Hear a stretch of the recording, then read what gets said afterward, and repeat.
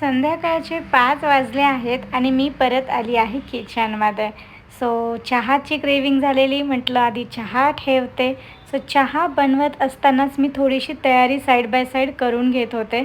पिलसुद्धा त्याचं मॅकबुक घेऊन किचनमध्येच बसला मला कंपनी देत.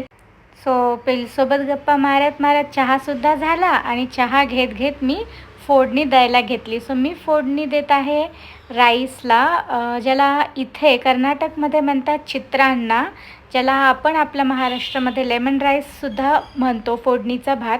हे मी बनवत आहे कारण आज आहे अक्षय तृतीया आणि जसं आजच्या दिवशी काहीतरी घेणं हे शुभ मानलं जातं, तसंच आजच्या दिवशी दानसुद्धा केलेलं खूप शुभ मानलं जातं. ज्या गोष्टीचं आपण दान करू त्या गोष्टीचा आपल्या आयुष्यात आपल्याला कधीच क्षय होणार नाही आपल्या लाईफमध्ये, असं आजची मान्यता आहे.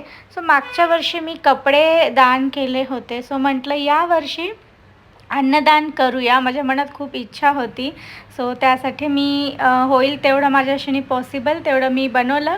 फर्स्ट टाईम होता माझा हे एक्सपिरियन्स. शालिग्राम टेम्पलमध्ये जाऊन आम्ही प्रसाद वाटप केला. Okay, bye bye.